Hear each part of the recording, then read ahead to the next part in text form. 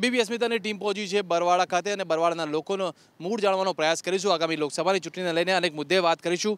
આગામી લોકસભાની ચૂંટણી આવી રહી છે, તમને શું લાગે છે કયો મહત્વનો મુદ્દો રહેશે જે ચર્ચામાં રહેશે લોકસભાની ચૂંટણીમાં? પહેલાં તો મહત્તમ મુદ્દો એ રહેશે કે આપણે પાકિસ્તાનની જે સર્જિકલ સ્ટ્રાઇક થઈ એ મોદી સાહેબનું બહુ સારું કામ કહેવાય। ભાજપ સરકાર ફરી આવશે એટલે નમો અગેન। આપને શું લાગે છે સરકારમાં કામ, રાજ્ય સરકાર અને કેન્દ્ર સરકારની વાત કરીએ તો લોકોના કામ થઈ રહ્યા છે ખરા? ચોક્કસથી સાહેબ, હું એવું કહીશ કે લગભગ 50 થી 70% સરકાર આમાં સક્ષમ રહી છે। અમારા ભારતીય જનતા પાર્ટીની સરકાર, કેન્દ્ર સરકાર હોય, રાજ્ય સરકાર હોય, મહત્તમ કામ પૂર્ણ કરવા લગભગ પ્રયત્ન અને કટિબદ્ધ રહ્યા છે અમારી સરકાર, એટલે લગભગ કામ થયા છે એ ચોક્કસ ખાતરી છે એમાં। મોસાળમાં જમણને માં પીરસનાર એવું કહેવાતું છે, કેન્દ્રમાં બી ભાજપની સરકાર, રાજ્યમાં બી ભાજપની સરકાર, તેમ છતાં આક્ષેપ કેમ થઈ રહ્યા છે કે લોકોના કામ નથી થઈ રહ્યા? જો જે કામ કરે છે ને એની પાસે જ લોકોની અપેક્ષા રહે છે। તમે છેલ્લા 5 વર્ષની અંદર તમે જોઈ લો ભારત દેશનો વિશ્વ લેવલે ડંકો વગાડ્યો। આજે તમે જોઈ લો યુએનની અંદર માનનીય વડાપ્રધાન નરેન્દ્રભાઈ મોદી જઈ અને 21 જૂન આંતરરાષ્ટ્રીય યોગ દિવસ કરાવે। અત્યારે આપણે જોયું જ્યારે દેશ માથે આફત આવી ત્યારે દુનિયા આખી આપણા પડખે ઊભી રહી। એ કામ બોલે છે સાહેબ, નમો નમો।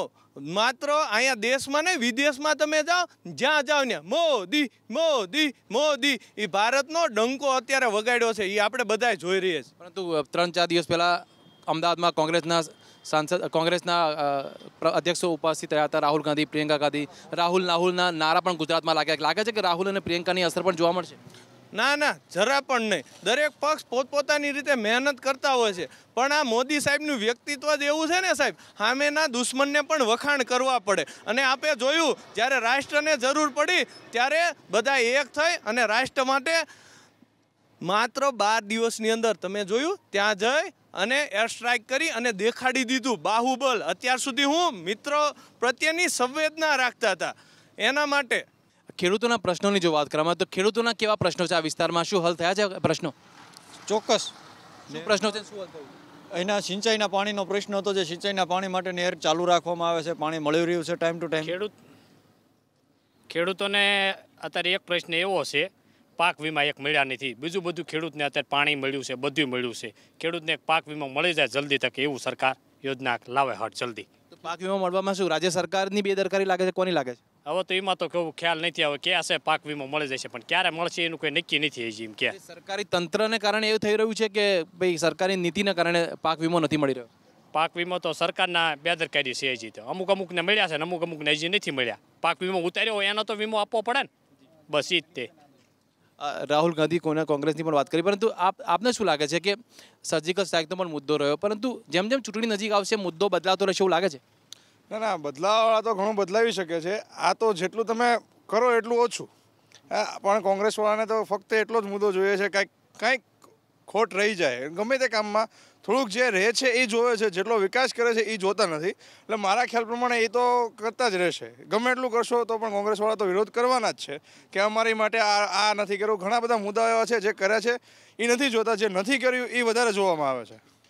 રાહુલ ગાંધીની સાથે સાથે હવે હાર્દિક પટેલની પણ વાત કરીએ। હાર્દિક કોંગ્રેસમાં જોડાઈ ગયા છે, લાગે છે કે અસર જોવા મળશે? પાટીદાર સમાજ માટે આંદોલન કર્યું અને હવે કોંગ્રેસમાં જોડાયા છે તો હાર્દિક પટેલ તો પોતાના સ્વાર્થ માટે થઈને જ કોંગ્રેસમાં જોડાયા છે, પોતાને આ સાંસદની ટિકિટ મળે એના માટે થઈને જોડાણા છે। બાકી તો કોંગ્રેસ ખાલી હાર્દિક પટેલ તો સમાજના નામે ખાલી આમને તેમને એમ વાતું કરીને જ ખાલી ભગાવે છે। આ વિસ્તારમાં એજ્યુકેશન સંસ્થાઓ રાજ્ય સરકારે ઊભી કરી છે ખરી, અથવા રોજગારીની તકો ઊભી થઈ હોય એવું કંઈ ખરું? હાજી સાહેબ, અત્યારે અમારે અહીંયા 12 સુધી માધ્યમિક સ્કૂલનું ધોરણ હતું અત્યારે, પણ સરકારશ્રીના પ્રયત્નથી અમારે અત્યારે કોલેજ પણ ચાલુ થઈ છે અને ભવિષ્યમાં પણ શિક્ષણ ક્ષેત્રે વિદ્યાર્થીઓને બહાર ન જવું પડે બોટાદ ધંધો કરે એના માટેના પણ પ્રયત્ન માનનીય મુખ્યમંત્રીશ્રી અહીંયા ચાલુ છે બરવાડામાં, અને કદાચ ભવિષ્યમાં બનશે ખરી એવી ખાતરી છે અમને।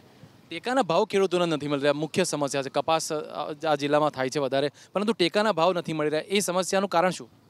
ટેકાના ભાવ આલફેર પણ MSP મિનિમમ સપોર્ટ પ્રાઇસ કપાસના ભાવ 1100 રૂપિયા કર્યા છે, મગફળીના ભાવ હોય તો, અને ધીરે ધીરે મોદી સરકારનો મંતવ્ય એવું છે કે 2022 સુધીમાં ખેડૂતોની આવક ડબલ કરવી, એટલે વાર લાગે। કોઈ પણ સારા કામ કરવા માટે થોડીક વાર લાગે છે। તમને ખાતરી છે કે આવક ડબલ થશે? 100% થશે સાહેબ, 100%। તો બરવાળા ખાતે ઉપસ્થિત છીએ અને ખેડૂતો, યુવાનો અને વેપારીઓ સાથે વાતચીત કરી અને તેમની વાતચીત કરી હતી. કેમેરામેન અજય પાંડે સાથે વિશાલ કાલાણી, ABP અસ્મિતા, બરવાળા.